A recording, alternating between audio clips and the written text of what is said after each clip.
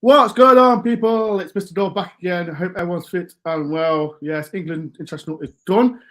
Back to football, back to Nottingham Forest, and back to the show. I hope everyone's had a good 2 weeks. It's been a long time. We've got the great, we've got a legend, and we've got some unknown guy that's coming onto my channel as well. People in the chat, who do you think I'm talking about the unknown? Let's have some fun. We're going to talk about Forest season so far. We'll get the man himself, Kevin Campbell's here. The legend. How you doing, Kev? Mr. Dore, I'm very well, thank you very much. I have to say hello to Des, my old mucker, and hello to Glenn. Hi, guys. And hi to everybody in chat and who's going to be watching this back on replay. Yeah, hello, everybody. The man himself, Kevin, he's back. It's been a long time. He's been doing makeup. That's why he's not been here for a long time. So, yeah, he's back here. He's had his trim. So he's here now. If anyone's got any questions about Kev, we've got him for us or anything, please do. We've got the legend, Glenn. How you doing, Glenn? Very well. Very well. Looking forward to this. Thanks for asking us on again. And it's as a teacher myself, I'm quite looking forward to giving Forest's sort of first third of the season report as a grade. How are we getting on so far? And last up, not least, he's not been on this show for a while as well. I know he's been doing, like, as Kevin's doing makeup and all that. I think he's been doing his pre-running as well. Tell everyone what you've been doing, man. Come on, everyone's been missing you. Come on. Well, that is just about what I've been doing. Lots of running and lots of walking, lots of time on my feet, training for my big event next year. But under a rock, unknown, like you said, Dore, keeping a low profile. Keeping a low profile. And as you know, Des is doing about, what is it, Des? What is it? Clever, what are you doing before we start? I'm doing coast to coast, 192 miles, 7 marathons in 7 days. I think I'm hoping to do that anyway. Well, it's a lot of effort. I'm getting there. Really, really pleased with an half marathon I did yesterday. So lots of training going in. But I've got another 10 months worth to cram in before I do it. So lots to work hard at. Lost 2 stone already, so that's a real positive. Oh, loving that. So people, if anyone wants to donate towards Des, please do it. It's in the description. Please. But this is Des's last show because he's going to do 10 months of running. So please give some little donations towards Des because he's doing some great work. Mr. Dore, can I say something? Des, I will say this to you. A dear friend of mine, Shirley, she was a running coach. She trained a lady, Angela Oldham, Angela Oldham's in her 60s. She done 7 marathons in 7 days near the lakes. So if you ever need any knowledge, I could get her to do you a couple of bits and pieces. She's excellent coach. She started running herself at 50 odd. She's 83 next birthday, and she's still fit as a fiddle. So, wow, she became a coach. She became a coach when she retired from running.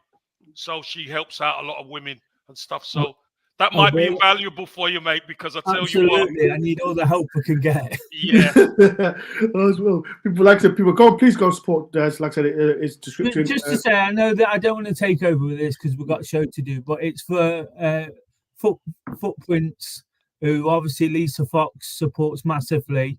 Yeah. I went to see what they were doing, totally unconnected. Somebody invited me to see what they were doing, and myself and Kay was absolutely sort of taken off our feet with the work they do. It's absolutely incredible. So it's a well-worthy cause, and whatever we can get together will be definitely worthwhile. 100%. I went to Lisa Fox's event due last week as well, and like I said, it's mind-blowing what they do. And shout out to Lisa Fox as well, because I know a dad passed away as well. So my deepest condolences, yeah, deepest as well. So Lisa Fox, I know she watches this, and then condolences to you and your family. Right, let's talk about it. Like I said, people in the chat, get involved. We'll talk about Forest season so far. Get all the lads as well. First of all, we're going to get Kez round up about Forest season so far. What's thoughts, Kev? How think Forest have been? Listen, I'm going to be brutally honest with you guys. At this stage last season, you know how many points Forest had? 4, 7, something like that. 7 points. Mm. And when you look at this season, actually,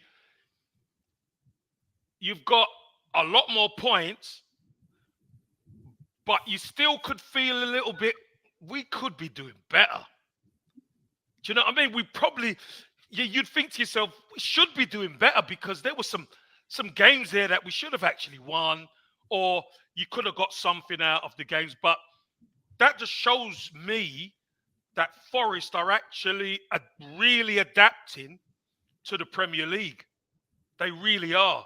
And if you remember, it was the next 12 games after that where you it was 4 wins, 4 draws, 4 losses.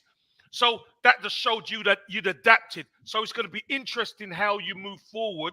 I think the squad is a lot better equipped for the Premier League now. You've got game changers that can come off the bench. You've got, no matter who plays in the team, you're competitive. So I think it's a rating out of a rating I'd give out of 10. I would give 6.5. I'd give 6.5 right now. I think you've definitely adapted properly to the Premier League. Still got a little way to go, cutting edge wise. But I must admit, it was awesome to see that home game against Villa. At last, we needed a win, Kev. No, I know. That's what I'm saying. It was awesome. We needed a win because, Kev, before I get to Glenn and Des, like that Villa win was so important, and you know the second season syndrome will always come in effect. But Cooper, as you know, Steve Cooper was in trouble, and that win it gives us a massive lift. I'm thinking, like I always said, would be like Aston Villa their second season when they got promoted to the Premier League. And do you think like the pressure Steve Cooper is on now, like I said, it's going to be more massive than last season? Like, yes, we lost to West Ham. It happens, but it's overachieving, isn't it? Do you think it's overachieving for what he's doing? Listen, I'll say it again. The fact of the matter is to try and get them roots into the Premier League ground. After last season, you have to be better this season. So the roots are still going out. The foundation's still not in place fully yet. Yeah. You've made some signings. You've brought in some exciting players, and again, for it to gel, to understand how to be a little bit more offensive at times, but to keep the back door shut. I think your away form, you're in games a lot more than you were at stages last season, because sometimes away from home, Forest got blown away. But I think you're in games. You went to Chelsea, you beat Chelsea. And I know Chelsea's form sometimes goes up and down, but you still done it. You went to a big club, you beat them. Of course, there's going to be pressure. Every season's going to be more pressure. The key to it is, can you be ahead of the curve from the previous season? And that's where Forest are. Forest are doing better than they were the previous season. So it's going to be interesting to see, from now, Christmas and New Year, all of that stretch, how Forest do. But Nottingham Forest key is always going to be the home form. Always. 100%. Des, you're next. Like I said, what Kev says, like we're done better than last season. What's your thoughts, Des, from the start of the season to now? I think the one word that strikes out to me is inconsistency, really. But that said, I think going into a season like this where everyone says, oh, we'd love to be a Palace, we'd love to be this, we'd love to be that. If you love to be a Palace, you love to be inconsistent, because that's the type of position you fall in. You win one, you win a game you don't expect to win, you lose a few that you expect to win, or drop points at home, a bit like Palace do. So it's an easy assumption to make, isn't it? Just because we finished 16th last year and we want progress, we obviously added to the squad. I think the minuses of the season so far is the results against the promoted teams, where everybody else has done quite well.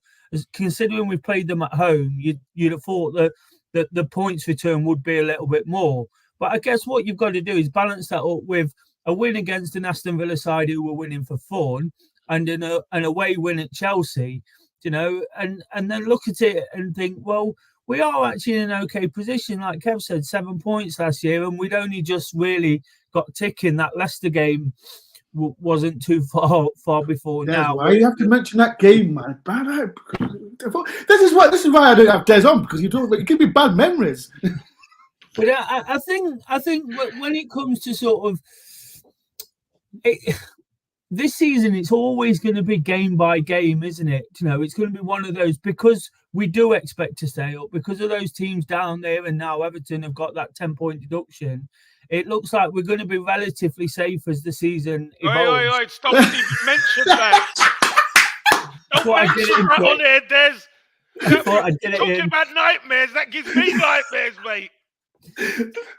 I did say, you know what, before the show come on, I did say we're not going to mention Everton, and Des didn't get the memo. So Des is on a roll. Go on, Des. You're on a roll, mate. Go on.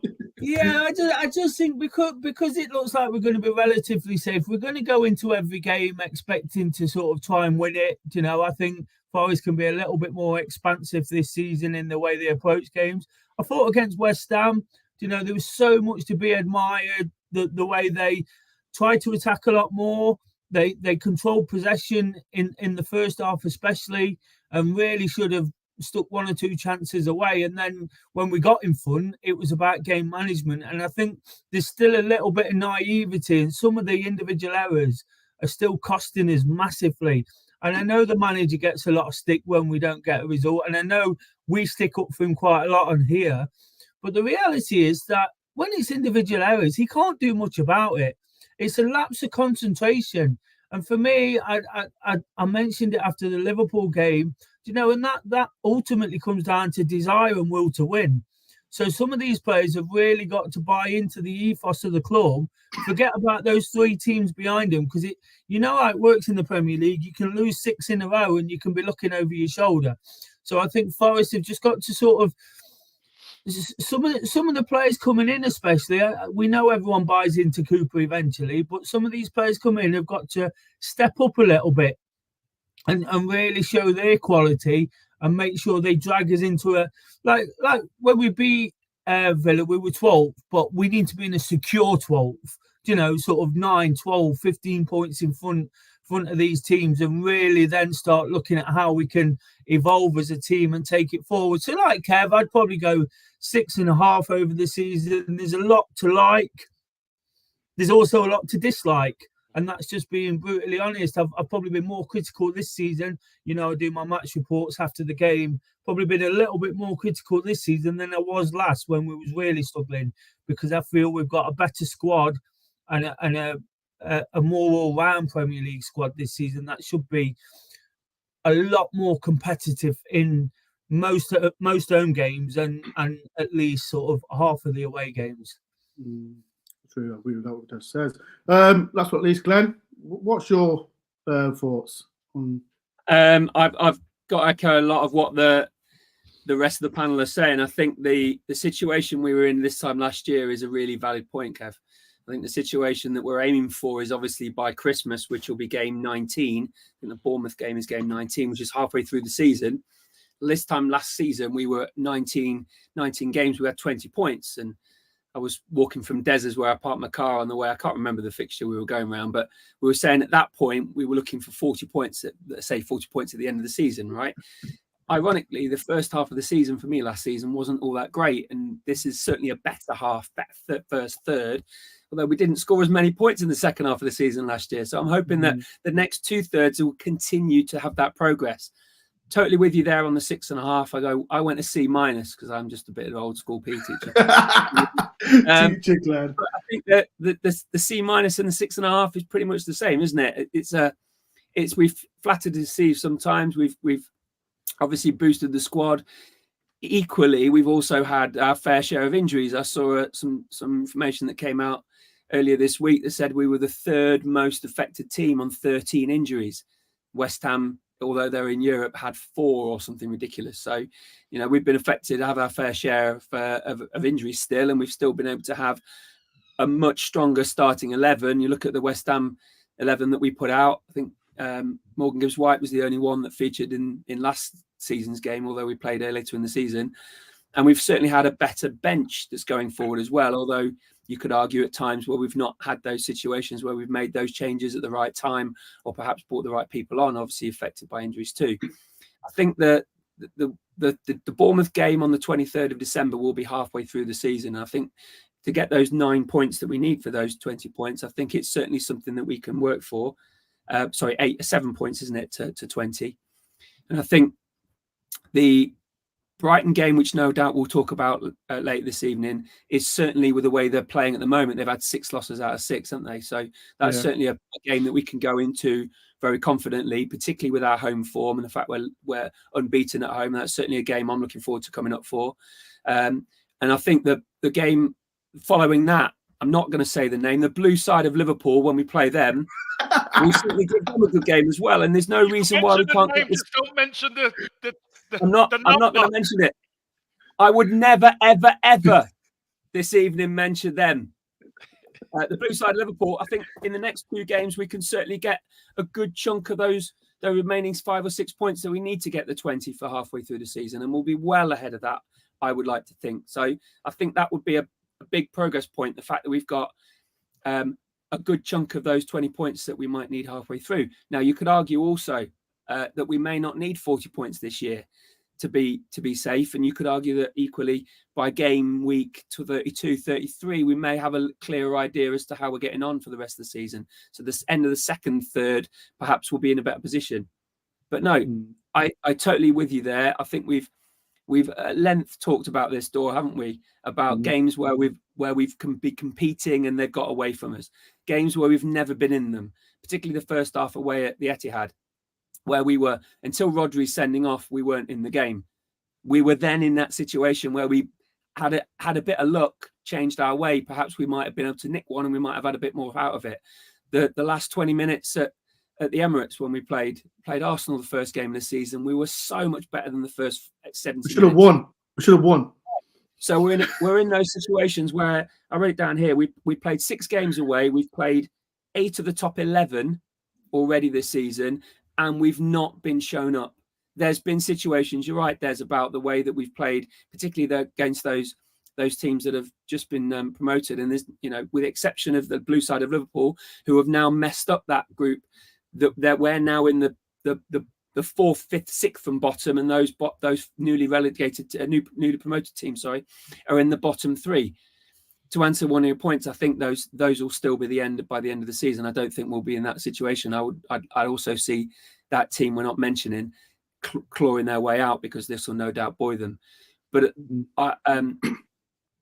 as the first third of the season goes, we've had our roller coaster of a ride, and it's been fantastic seeing so much. But I would honestly say that we're good value for those 13 points. You could argue too that we're probably missed 4 or 5, so 17 already would have been a better, more like a B grade. But no, I'm confident that after the first third, we're in a good position to move forward with players returning from injury, etc. And probably an easier run in for the next 6 or 7 games, Kev. Guys, can I ask you a question? Why is Cooper under pressure? Why?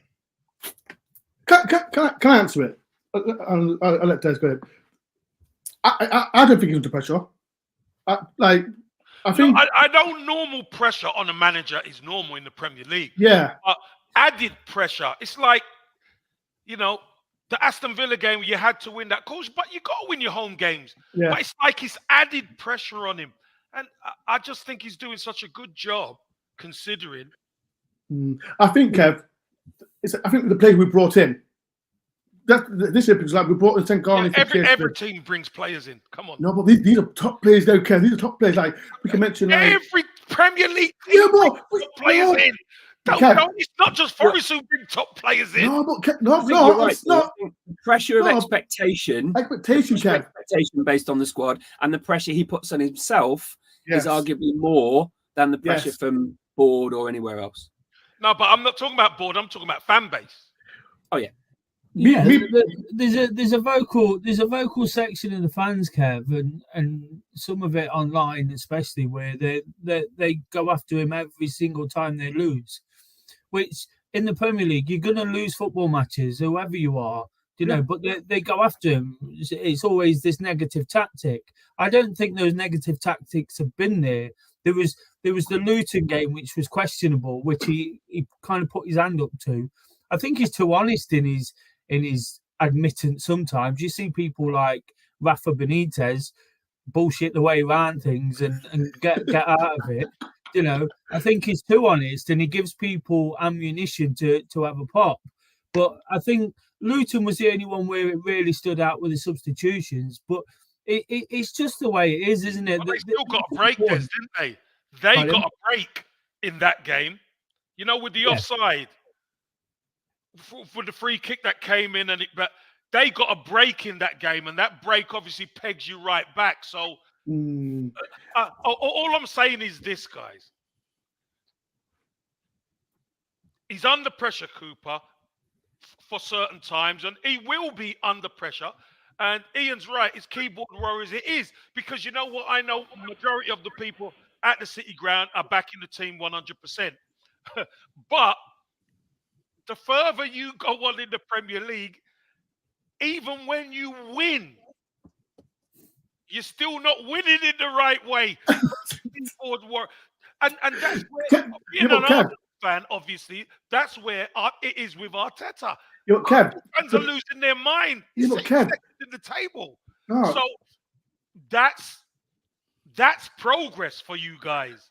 Okay, but for me, like I said, what Des says about Cooper's going to be under pressure because of the people who's got agenda about Steve Cooper out, right? And the players that he's brought in are better than from last season. Like we can mention Campbell, Hudson-Odoi, great player for Chelsea, Lango from Man United, Sangani, Dominguez. No one knew who he was. Fantastic. I know. No one knew who he was. No one knew who. Good player. Yeah, no one knew who he was. And that Aston Villa game, like I said, thought, okay, playing right back, fantastic. But mentioned to Steve Cooper, like, I love Cooper to bits. But the pressure, like I said, some Forest fans thinking, oh, if we lose that Luton game, everyone went for his neck. Understandable, because we're 2-0 up. But my point is, there's always going to be some set of, if we lose, like I said, the West Ham game, again, we sort of use you a lot. Wasn't impressed with Steve Cooper. I'm like, again, this and that. But all that shows, Dore, is a lack of intelligence. Because if you was at the West Ham game and you saw the West Ham game, Forest actually did what all these keyboard warriors want Forest to do. They went forward. They dominated the possession in the first half. They created chances in the second half. They're not quite as dominant as they were, but they had a measure of control on the game. So what are these people asking for? And that's where it comes back to the individual errors. Individual errors will kill you in a game. You know, that the first goal in any football match is so important. And that first goal just gives West Ham a platform, even if they're not playing well. And it kept them in the game when we then got the second and third. If we'd have got the first and second goal, for example, we'd have been 2-0 up and potentially in a game management position. So it's just, people don't really look into it. And that's what it boils down to, Kev. It's just a lack of understanding of what's actually happening out there. You know, if you watch it week in, week out, the team is going forward. He signed Callum Hudson-Odoi. He signed Ilanga. You know, naturally, we've got more width. We've got more pace. Yeah. Taiwo Awoniyi is integral to what we do in pushing teams back. He's been out the team. You know, he's not been injured. That's been a factor as well. Yeah. So when and Glenn touched on it, when these injuries come back, you know, you'd think we're even more competitive in these games. You know, if we'd have had Callum Hudson-Odoi on one wing and Elanga on the other and Taiwo against West Ham, it might have been a different story again, because they've got a lot more to think about.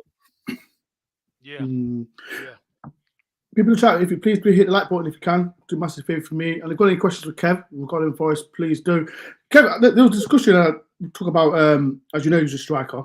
Taiwo Awoniyi, he's getting a lot of injuries, and Forest been linked with strike after strike after striker. And I think he got injured again. Is he injured again, Des? I'm sure he got injured for the Nigerian camp.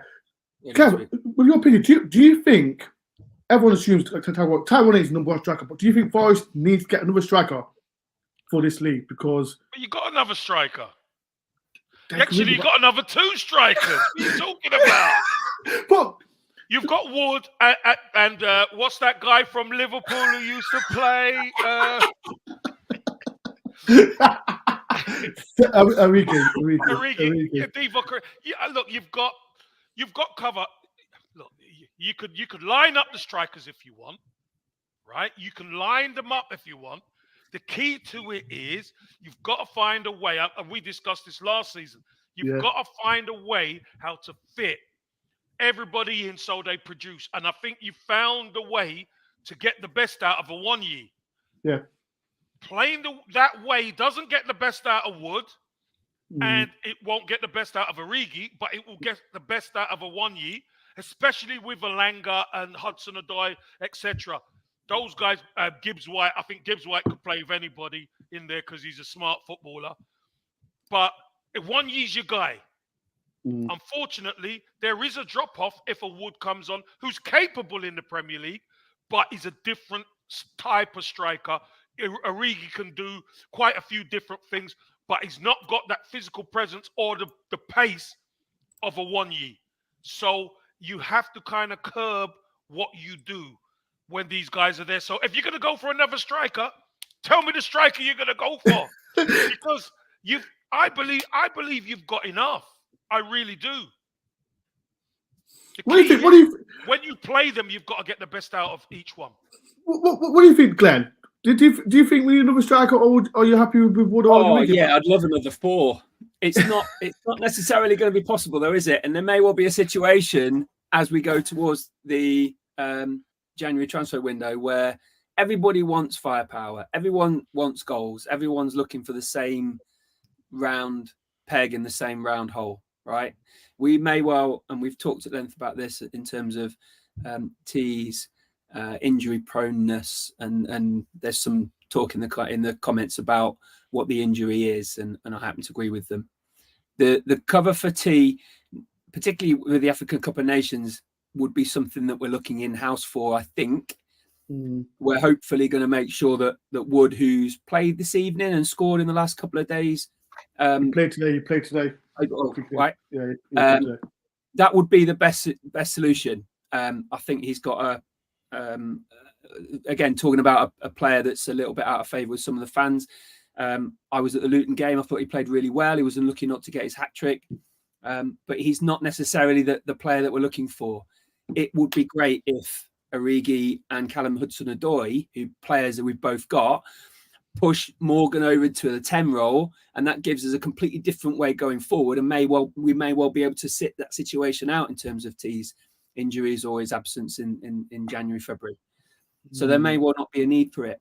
It would be a financial burden again in terms of developing another player and bringing another player in, because I'm certainly sure that Cooper wouldn't necessarily be wanting, and a situation financially, I don't think we would necessarily can afford the finished product.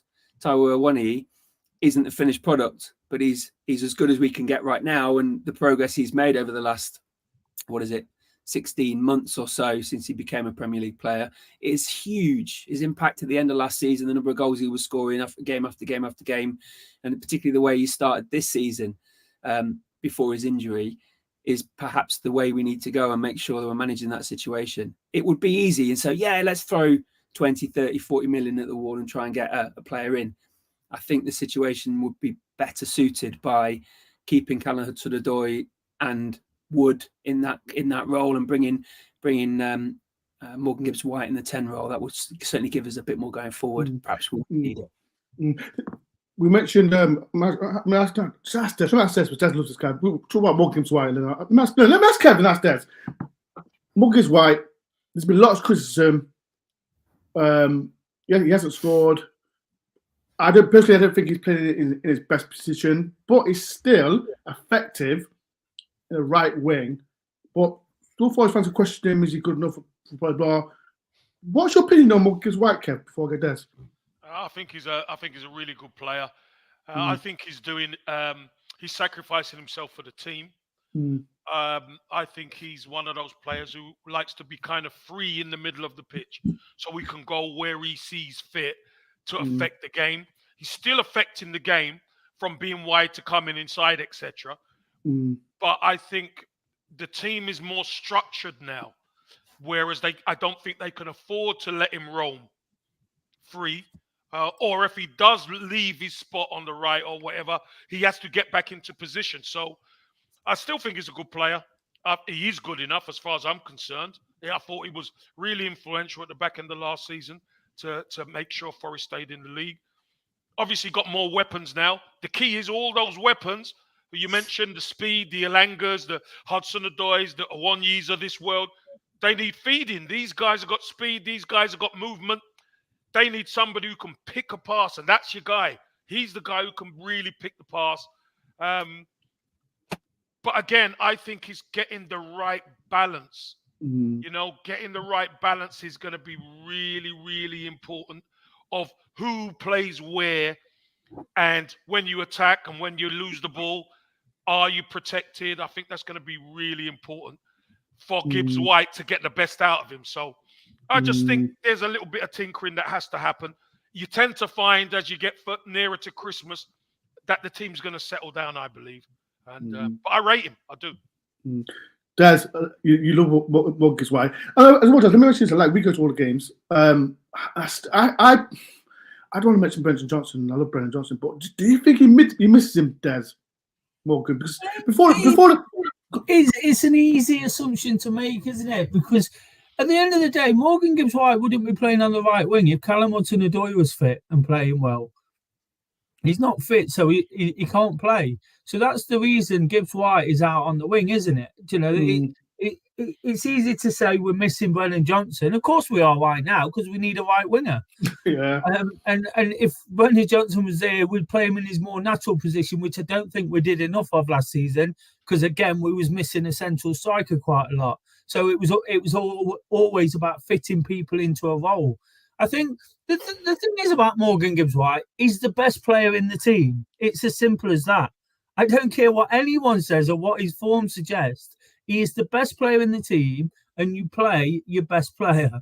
It's as simple as that. Whether they're not quite on top of the game, for me, if he plays through the middle, either number 10 or off the striker, I'd have liked in the Luton game if we'd have had two out-and-out wingers. I'd have liked to have seen Chris Wood up top, Gibbs White running off him. That's what he was doing for Sheffield United when we signed him. He was coming off the top striker. He was like the second striker. And then you got two wide men put it in, and you can perhaps sacrifice someone in midfield. And I think as the season goes on, and if we've got points on the board, if they could play a bit more like that, especially at home, you know, you might see the best of him, and then the team might flourish around him, and we might be the team who's got more possession of the ball, who's in the ascendancy. So it's all about getting everybody fit and into positions, isn't it? The squad's still young, isn't it, in Premier League terms? I heard a lot last season people saying it takes 3 or 4 years to mould a squad because you need two players in every position. So selling Brennan from that right-hand side, we managed to get Elanga and Dore, but they play either side. So perhaps when we get to the next couple of transfer windows, we're looking for someone else alongside for when Odoi's not there. Because I think then you've got Dominguez and Gibbs White sort of vying for position. Whether it's defensive, he might drop Gibbs White. If it's more attacking, he might drop Dominguez. That kind of thing. But I'd like to see it like that. And for me, the bigger issue in the team at the moment, and I don't want to be too critical because I know it's easy to label new players and get on the case. The biggest problem is Sangare. He's not living up to his fee. So people were questioning Morgan Gibbs White this time last season about his form and his contribution. If that's the case, you've got to be looking at Sangare's contribution. It's not enough. I'm reticent to go too hard on him because it's still early and I keep thinking we're not in a bad position. But you need more from a £35 million player. I'm not saying he had to come in and hit the ground running from week 1, but by week 2 or 3, he should have enough about him. to be able to do it. Oh, Hey, Des, you know what? You're dangerous. You are, mate. You're dangerous. We're not saying he's got to hit the ground running from week No, one. no, Week I- two no, or no. three, he's got to be. no, not his Kev. I fully. No, let me say something. I understand what Des is saying because let me mention like people like Yatesy. I love Yatesy. Everyone knows I love Yatesy, right? And I've always said we had to get someone who's better than Ryan Yates because Yatesy was the man at midfield. So no, I'd like I said, I remember, and I'm sorry, Des, I don't want to throw you under the bus again, but Loddy was shocking at the start of the season. So, Des, I didn't question Loddy's ability. I questioned his commitment. okay, but Which in many ways I'm questioning here because I want to see more. The guy's a passenger at the moment, and it doesn't matter whether it's been 1 week or 6 weeks or 10 weeks. The guy's a passenger. He's getting caught the wrong side of the ball. He's not affecting the game. That Luton game, for example, all we had to do in that game, we needed to make one substitution. We needed to take Sangare off and put Ryan Yates on. We were just losing it at the top end of the pitch. You know, it was coming back a bit. Luton were busy. For the lack of quality, they were really, really busy. So all we needed was to get Yates in there to get them about them. Because Sangare gets caught the wrong side of the ball, and then all of a sudden he's out of the game. So then Mangala doesn't see out 90 minutes, or he's playing brilliantly. I can't take that away from him, but he doesn't see out 90 minutes. So at the end of a football match, you're really struggling in your midfield. So Yates is a better option at the moment. I'd actually like to see Dominguez play where Sangare plays, and Morgan Gibbs White, obviously where Dominguez plays, and then a winger come back in, like I've sort of alluded to before. I just think it's worrying at the moment. I want him. I want him to have an absolute barnstormer and prove me completely wrong. But sometimes you see these things where they're getting caught the wrong side of the ball. Then he's not flying in for tackles. He's not winning headers. He's not scoring goals. He's not tackling. He's not tracking back. I'm kind of wondering what he is doing, what people are seeing. Because for 20 minutes at Crystal Palace, him, Mangala and Dominguez looked absolutely out of this world. They looked phenomenal. But that is all we've seen from that sort of trio. And we know Dominguez has come in and made a real impact. Mangala's playing the best football he's played for Forest. And it's that position for me where we've just been let down a little bit. I don't want to throw the guy under the bus, but I do you're think asking by the right. now, You're asking questions. Listen, yeah, and by you now spend the we money, should be you seeing a expect. bit more. So to question Gibbs why, sometimes it does take time. Hey, by the way, what's happened to Danilo? Is he injured? He's injured, but he went off injured during the Chelsea win. Played 40 minutes against West Ham and looks like he's got a left ankle, left shin type injury again. Right. But when Danilo come on, the West Ham game, both the goals was his fault. And this is the question. Like I said, sorry, I was trying to backtrack. I'm not sure. They were his fault. No, sorry, I just want to make a point because I'm getting a bit battered about Sangare in these comments. Do you know if you'd have seen the owner in the last game, he was going ballistic at Sangare every time he gave the ball away. So you go and tell him that it takes more than 3 days to settle in on his 35 million quid. He wants some of that back. He wants some money back. Mr. Marinakis. He's directly in my eye line, and I look at him, and his arms are going everywhere. I thought, you don't want to upset that guy. You want to start repaying some of that fee. I did see him. I did see him, to be fair. I did see him. Do you think the goal he scored for Ivory Coast this week may make any impact, any difference to Sangare, the way he comes back?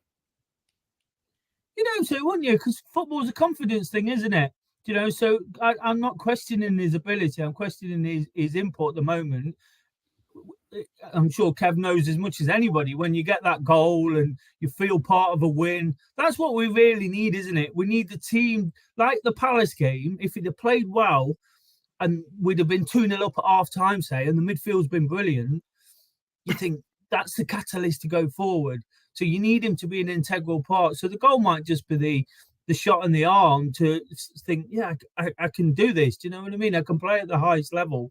I do think after this many games for 35 million quid, considering the stick Morgan Gibbs White got last season, he should be doing a little bit more. Let me tell you something. 35 million. Arsenal got somebody called Kai Havertz, 65 million, and the toys are coming out the pram left, right, and center. Listen, you're doing better than you've ever done in the Premier League for now, and Arsenal are sitting second and they're still moaning. Here's the key. Sometimes it doesn't matter what the price tag is. You're a footballer, you're a human being. Sometimes it does take a little bit of time. It may take 6 months. Listen, do you remember when Jack Grealish went to Man City? Yes. One season, really. It took him a season to adjust. And that's a England international. It does take a little bit of time. And I'm not saying Sangari's going to take a year, by the way. No, I'm not saying that, but I do understand. Again, I just think, for me, I look at Forest and I just think everything's got to settle down in that side, because I think there's changes that happen week in, week out. You need a settled side. What's going to be your settled side? That point there, that big Mark makes about Sangare bought as a number 6, that is another thing that concerns me a little bit. Although Mangala's been fantastic, so you can't really grumble at that point. But if you're signing a player, we all said all summer, every time you asked me what I wanted, it was a number 6. Let's build a team around it. And it'd be nice to see him in there at some point, perhaps when Mangala does go off, because he tends to last 60, 70 minutes. It'd be nice to see him drop back in there, but that doesn't happen. I'd just love to see him, I don't know, just crunch into a tackle. Glenn mentioned the goal. Sometimes it's just a tackle or winning a big header or something that gets the crowd off the seat, and then it just clicks from there. And I just love to see that happen. So I think that's a great point that Mark makes, in the sense that if we could see him in his position, we might think something completely different. Kev, how long did it take you to score for Forest? Who was your first goal? 4 games, I think. It was Arsenal. I scored. Arsenal. Your first goal against Arsenal. At Highbury, it was my first goal for Forest. And you didn't even celebrate. It was 4 games. Fourth game. And you didn't even celebrate. That's shocking. It doesn't matter. I still scored. You just celebrate, Kev. You little dancing figure. Quick question, Kev, before we change subject. Do you think, and people in the chat, answer this, do you think we miss Yatesy? I think we do. I think we missed it. We missed the passion. I know Mangala, Sangare, and Dominguez. That's the main 3. But do you think we missed Yates, that bite? Hey, listen. I think sometimes you do. Of course, sometimes you do. And I know Yates isn't easy on the eye for everybody. Yeah. I think as a team, I think the way you move the ball, and I will say this even with Sangare in there, I think you move the ball a lot smoother with the present team that you've got. But whenever anything gets a little bit tight, I think that's where Yates is in his element, because he will put himself about, he will put his body on the line, he will smash into people, and that is what you want, especially when things start to get a little bit tighter. I think there has to be maybe a bit of rotation. I think there are games that Yates could play in. As you said, the Luton game at home, if Yates had been brought on for Sangare, you probably would have ended up winning the game. But it didn't happen. And you know what? Hindsight's a crazy thing. If you bring Yates on and you end up losing, what happens then? Do you know what I mean? You just don't know. Hindsight's a crazy thing. But I do think Yates is a very good squad player to have at certain times. And he will start. I think the Christmas period, you will see Yates start some games, definitely. Even I think the AFCON, he'll definitely play when Sangare goes away. So people in chat, Yates will be back. So just don't slag. I'm not kind of, people have their opinion, and that's fine. But Yates, we have a saying, Mr. Dore. You have a saying. Every opinion is noted and valid. Yeah. Some don't mean we have to agree with it, but it's noted and it's valid. Some does, Kev. Just some, not a few. But everybody's got one, right? Everybody's got an opinion. So Yeah, that's but fine. we're a bunch of happy clappers there, Kev. So just thought I'd tell you that. But It's dangerous down there, Des, I'll tell you. people, please do hit the like button if you can. You can accuse me of that tonight. People, please do hit the like button if you can. And please, as well, make sure everyone subscribe to the Hybrid Squad that Kev's on. Talk about Arsenal as well. So please go and follow him. I will just say, Dore, it's just popped into my what did I say about for you and Dennis? Well, why? I thought you liked me, Des. You trying to throw me under the bus now? Come on, Des. Tell it, Des. Tell it. No. Okay. I called it early, didn't I? I wasn't not throwing you under the bus. I called it early. You throw me under. People in the chat. Do you think Des was? It's okay, Des. It's 1-1. I get it. It's 1-1. Glenn, what do you throw me under the bus? I'm not getting involved. Oh, come on, man. This is shocking. Well played, Glenn. Well played. I'm 150 miles away. I'm not getting involved. People, please, like I said, please hit that button as well if you can. Right, let's change subject. We'll talk about Mr. Marinakis. We spoke about him. He's frustrated West Ham. Kev, I'm asking you, Kev, about, like I said, how do you think he's thinking at this moment? Because like I said, he's pumped up so much money to Forest, and we've got to clap him for that. But what do you think he's thinking? Like, fans have got opinion, and that's fine. But what if he gets the final say on everything? What do you think he's thinking? Well, I think he's thinking it's been a better start to the season. He would be thinking we've left some points on the pitch. AFCON's coming, and some of our players are not going to be here. So we're going to, if we can't go into the market and acquire players that we want or require, we're going to need to get some points under our belt in this next few weeks, because it's going to be vital. Because when AFCON comes around and you lose some real important starters for Forest, the ones that are coming in will do their best, obviously, but nothing is guaranteed. So I think he'd be looking at that, how the team's going to function moving forward now. Got to pick up some wins. Big game against Brighton coming up. You beat them last year at the City Ground. Yeah, and we all know they're a team. They can come to your place and take over if you let them. So I think it's first things first. He's going to be thinking we need 3 points on Saturday. That's the really important one. What about you, Glenn? Like, Miss Marcus, like I said, he's pumped so much money in.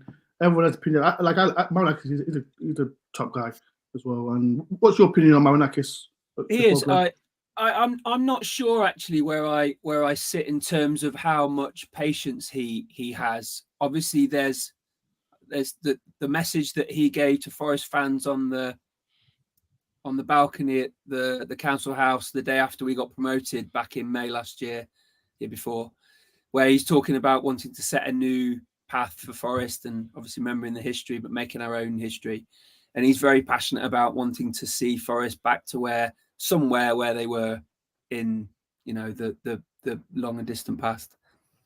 But I think Gary's hit the nail on the head actually earlier on in the comments. He said that I happen to agree with him. As long as there's progress, as long as there's progression, as long as there's moving up the table, that's the one, there will be more investment made within a framework, and he'll support whoever's the manager of the club at the time, because he wants ultimately for us to grow as a club and have the facilities and also the squad depth to be able to compete at the level that we as fans and him as an investor and an owner wants, right? So my opinion is I think he would be disappointed with, like you said, Kev, some of the points we left on the pitch. That's a great way of saying it. But I think that as long as the team is making that progress, as long as the climb towards mid-table and those edges of the Premier League, likes of West Ham and Brighton were last season and the season before, I think that certainly show some steps towards where they ultimately want to go. They'll have a 5-year plan. They'll have a 10-year plan. I don't know how much investment they'll continue to put in, but obviously it'll be related to how much the earnings are. and how much the ground can change, etc., with the plans for the corners, etc., etc. But I think if I was him, I would be certainly in a more comfortable position. There's a great point about waving his arms around. I see how active he is when I'm there as well. You can't miss him, can you? And he wears that white shirt, so it's really obvious what is going on. I'm sitting opposite him on Saturday, so I'll have a look out if he's there. If I was him, I'd be perhaps. Well, some fans are seeing him being a little bit, knee jerk. I'd certainly see the situation at the moment being a more rosy one than perhaps, like you said, Kev, this time last season. Des, what do you think about the big man? Don't go crazy. Well, I think he's probably not as trigger happy as you think. I don't think he's about to pull the trigger anytime soon. I don't think it'd take much. I really don't. I think something's kind of popped into my mind, just playing devil's advocate a bit. I wonder if all the frustration comes out of the fact we should have picked up points at home. We should have put points on the board. We could have easily have had 20 points now and in this Premier League season been virtually safe. And I wonder if Marinakis was looking at the start of the season and perhaps wanted Forest to get the points on the board and then to work within, because the January window can be a bit panic buying. You can spend a lot of money on nothing. Yeah. I wonder if he perhaps thought, we'll get these points on the board, we'll get ourselves to a position that's almost safe, and then we don't have to invest so much in a rubbish transfer window where we don't know what we're getting, and we've got players going to like Africa. If we're in a relegation zone and the guys are going to Africa or anywhere near the relegation zone, he's got to go out and buy, hasn't he, for positions he probably wouldn't necessarily buy for. Whereas if we're relatively safe, we might think, well, we'll go with the so-called second string. They'll do enough. They'll pick us up points. So that, again, I just wonder if that might be within the thinking of the club hierarchy. But I think for the time being, Cooper's safe. I don't think I kind of picked up from one or two comments. I don't know where, so there's no real source behind it. But one or two things I've watched on YouTube and things like that, people have said that the relationship between Cooper and Marinakis has improved somewhat. I think we all saw the reaction at Palace last year, and it didn't seem too rosy at the end of the season, but it seems to be a little bit better, by all accounts. I think Fletch was one of them who mentioned it, who obviously knows a little bit about what's going on in the club. So hopefully that's the case. And again, he's still there, isn't he? I always say, and I say it every time I come on one of these doors, we take points wherever we can get them. I'm sure sometimes Cooper thinks, I'll take the next game wherever I can get it. And that Aston Villa game looked like it might be a really big fixture for us. Come out of it on top, didn't they? They went out and got the result and kept him in a job, and then another win would have kept him in a job for another 6 weeks, but they didn't win at West Ham. So all of a sudden, it all teams back in. And I think that's the case with it. I think the thing is with it, for as much as we can discuss it and think about it, we don't know, do we? We don't know what he's thinking. We'll have a guess. And I can have a guess at what he thinks about certain things and certain situations by his flailing arms, but that's as much as I know about the guy. I'm going to ask Kevin before. I will say so. He doesn't like referees. Who does? Who does? Before I want to mention back to Cooper towards Campbell, there's a question for you, Kev, from Marlo. Question for Kev. A lot of talk about the celebration goals. Nigel Clough talking about it. Alanga against West Ham. Before you answer, cricket celebration, recall hat trick. Guys, I'll be honest with you. We're all fans here. Celebrations is part of why you go to the game. If you score a goal, you want your team to celebrate. You want to milk it, especially if it's the first goal or, an equalizer or something like that. You want to milk it. By the way, this is the first times from last season I'm hearing over-celebrating. How are you going to over-celebrate? I I thought no. I love celebrations, Kev, but No, I'm just saying. They're just Even- the thought of over celebrating is madness. Madness to Kev, me. Kev, have you ever took your t-shirt off and threw it on the ground? No, I've never had to do that. I've never had to do that. I nearly strangled Stoney with the top after that Reddit miss. I'll tell you that. Don't mention that. But celebration is all part of it. I mean, I don't think you can over celebrate. I don't think you can. Honestly, I don't think you can. I think the only problem with that, Kev, is the fact that obviously because of what he did came with a booking as well, and that's where then I think because he went straight up the other end and scored. I'm with you. I'm totally with you. No, you're not, Des. No, you're not. He's not. I am. I'm totally with you. Do you know, let's celebrate because we was all jumping up and down on seats. Do you know, but I think the fact is he'd barely got his top back on and they're picking the ball out the net. Yeah, but you know what? Des. And actually it's a good point you make. But what does it tell you about the team who concedes straight away from a kickoff? That tells you something about the team. It's not the player who scored or that you celebrated. It tells you that the team aren't switched on. Yeah. And sometimes that's the problem. It's not about over celebrating because you still got to get back into position and the other team still have to kick off. But if they go up the other end and you can't keep them out of the ball out of your net, that's a mental thing. But just to say on that, Kev, and this is where, of course, Bowen scored the goal from a corner and everybody looks at that. But this is where Forest let themselves down, is because they'll give the ball away in midfield and it'll go out for a corner. Do you know, if they don't give that ball away in midfield, they don't get a corner, they don't give them an opportunity. And I think that's the naivety they're showing. Straight from kickoff, in whether it's the start of the game, half time, a goal, they kind of get that ball back to them and it's like a hot potato in there. And that's where it gets really, really frustrating in the fact that he has taken his shirt off and then everyone's looking for a scapegoat, aren't they? When really it should be the guy who's give the ball away or the guy who's not picking up from a corner. Yeah. There's a great one from Gary as well. Fans moaning about Big T not celebrating. We can't win. It's true. Well said, Gary. Well said. But yeah, it is what it is. Last one before we do go.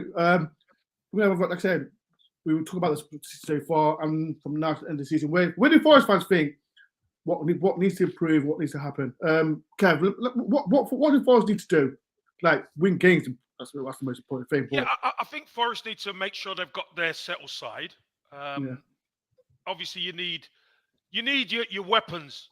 You need your Hudson-Odoi fit. You need everybody fit, and you need your first 11 out there, I believe, and that's with Morgan Gibbs-White pulling the strings.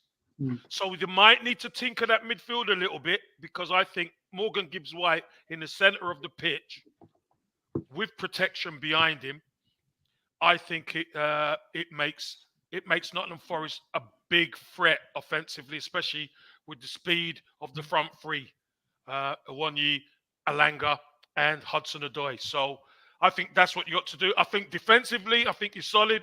I think midfield, you're pretty solid. But it's the balance, isn't it? It's the balance of when you attack and when you do, because like Des says, you will give look, this is the Premier League, you will give the ball away because the players are so much cleverer. They can trap you, they'll read the game a little bit better, and you will turn over the ball. The key is, when you turn the ball over, can you hold the opposition up enough so you can all get back into position and defend it from there? If you can do that, Forest will do well. I still think Forest, I think I said Forest will finish, I think it was 16th or 17th. I think Forest will finish higher than that this season, if I'm honest. I do. I think Forest will finish about 14th, 13th in the division. Okay, but right, good. Let me ask you a question, right? I do.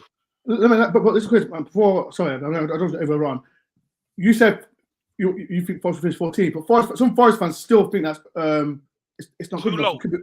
It's too Yeah. low. That's what. No, but that's fine. If they think that, that's fine. Yeah. But for me, for a second season, I think that's good progress. Few spots above where you finished last season. Yeah. Hey, listen, it might be 13th, it might be 12th.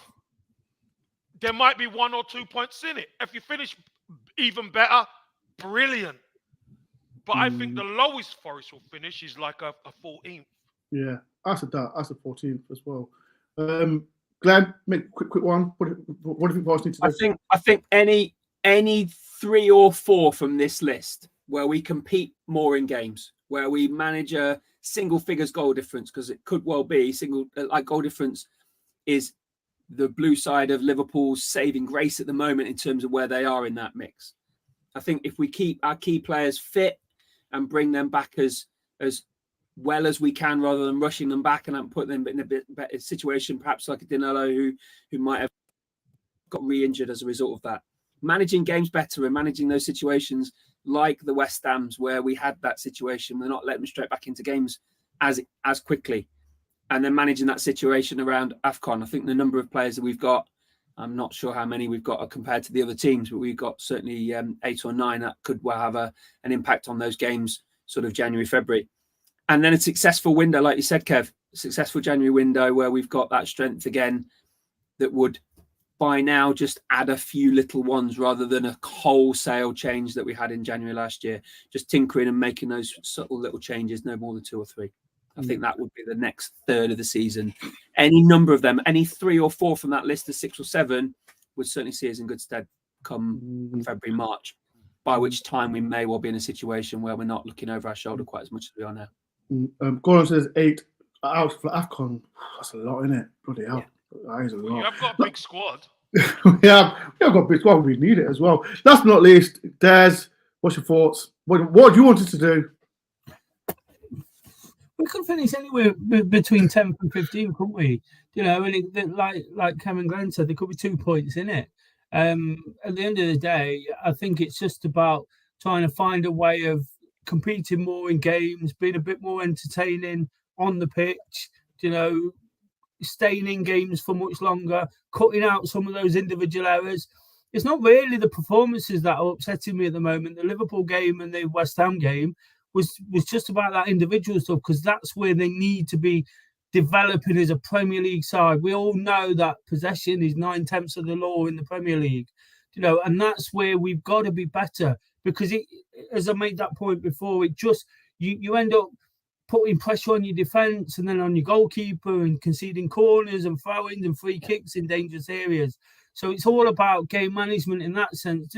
Don't get me wrong, I'm not a big one for terms like game management, because at the end of the day, it's a game of football and you can't do your best and it's end-to-end and whatever. But when it comes to sort of possession, you've got to keep the ball, because you know as soon as you give it away, you can be conceding a goal within 5 seconds and things like that. So for me, I don't really care where we finish, and I'm not being blasé when I say that. As long as we stay in the league, which I think we will quite comfortably considering the way things are panning out, I just want to see less of that. If we get beat by the odd goal playing good football and in good football matches, then what more can we really ask for from where we've come from? You know, and that's not being a happy clapper. That's being a realistic fan who's seen us play at Rochdale and Oldham and places like that. We go to games, Des. We go to games as well, Des. Just to tell you that. Yeah, and it's just about coming away feeling like you've been in a football match. You know, and you not necessarily like the guys of if they're not good enough, they're not good enough to win. You know, if West Ham had played their best on Sunday and Forest had played their best, West Ham win the football match, especially at home. But it didn't pan out that way. So you just want to feel like you've been in a game of football, and it would be nice not to have that looking over the shoulder. And that's where these fans, most of these fans who've said we'd like to be a Palace, can't accept it. Now we've become a Palace. You know, that's what it is. But for me, it's just about cutting out those errors, getting that formation right, like Kev says, you know, getting the right players in the right positions. I think Callum Hudson-Odoi is big for that, because they've started sort of buying wingers, but they're not up to full sort of quota on wingers. one more could do the job of both, or you could interchange them and things like that. So they might look at a winger, perhaps another youngster in the January window, and then that gives you options again. So it's all about that, isn't it? And keeping Taiwo fit. I know he's away, but when we need him to come back, and if there is some work to do when he comes back, he needs to be fit enough to go out and do it. Because I think the biggest thing with Taiwo, at one point I want to sort of crowbar in, it's not exactly relevant, is I think when he's fit, the most important thing is he's on the training ground, not he's actually on the pitch. Of course, we need him to do his stuff on the pitch, but when he came back this season, it looked like he'd been coached. It looked like they'd done a lot of work with him on where to run, where to hold up, how to bend his run and that kind of thing. So the more they can get him on the training pitch, I think you'd see develop. That's what you're talking mature about. Player coming out. Develop him. We all know his finishing's not fantastic. It's not the strongest part of his game. But if he gets in the position, Kev will know any striker getting in a position to score goals, you will score goals. Because you'll find a way to do it. And I think if you get him fit and on the training pitch, working with Steve Cooper, we've got a hell of a player sort of in there if we can keep him fit for the rest of the season. 100%. I think and that's it, people. That's it.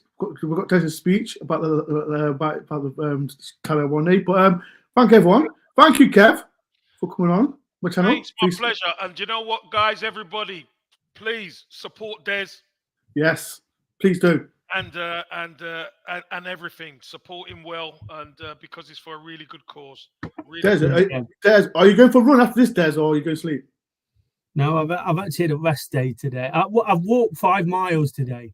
No, wait, what? This what annoys me. Des, he puts his clips on Instagram and he's doing these all his Des. After people in the chat, make sure Des, if you see Des in the meadows running past the city ground, give him a donation. Des, you can follow me on Twitter and Instagram on that app there. I do a little blog on my daily runs. People, go and follow Des if you can. Make sure everyone can subscribe to Hybrid Squad as well. Kev's always on there with Sophie, so please go on there and support his channel as well. And as well, I can't forget Glenn, legend himself. Yeah, but yeah, see you on Saturday. Can't wait. But yes, Kev, thank you very much for coming on as well. Yes, as people say, we've not mentioned Everton because they are. But yeah, I had to. Sorry, people, I had to. You're a bad man, Mr. Dore. You're a bad man. I can't help it. But people, if you are rewatching this, please put any questions in the comment section, and I will get back to you. I'll be back tomorrow for the Brighton preview show. Watch out for that. It's been a pleasure. Thank you, everyone. I'll see you again at Christmas. We will when we beat you lot. Yeah, when we beat Everton. Yeah, but yeah, peace, love, people, and I'll speak to you soon.